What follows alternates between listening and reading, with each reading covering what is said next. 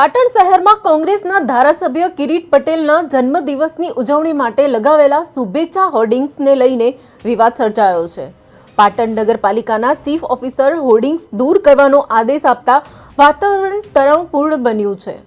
પોલીસે બંદોબસ્ત વચ્ચે નગરપાલિકા દ્વારા હોર્ડિંગ્સ દૂર કરાવવામાં આવ્યા હતા, જેના વિરોધમાં કોંગ્રેસના કાર્યકરો સામે આવ્યા છે અને વિવાદે તીવ્ર સ્વરૂપ ધારણ કર્યું।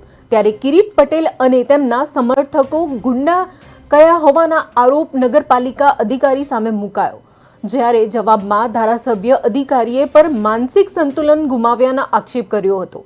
ઘટનાના પગલે પાટણનું રાજકીય તાપમાન ઊંચું ગયું છે।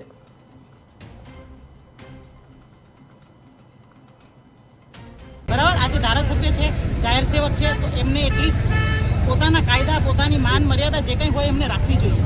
નગરપાલિકા ઇનકાર કરે પછી એમને આવી રીતે ન કરવું જોઈએ। અત્યારે પણ એમને આવી અને રીતસરનું એવું બેહુદું વર્તન કર્યું અને એવું એમના અનુયાયીઓ અને એમાં સમર્થકો આવી ગયા છે, એ પણ બેહુદું અને ગુંડાગીરીવાળું વર્તન કરે છે, એમના કીધે આવા વર્તન કરે છે, તો આ પ્રજામાં સારો નગરપાલિકાએ કેમ હોર્ડિંગ લગાવવાની મનાઈ કરી હતી?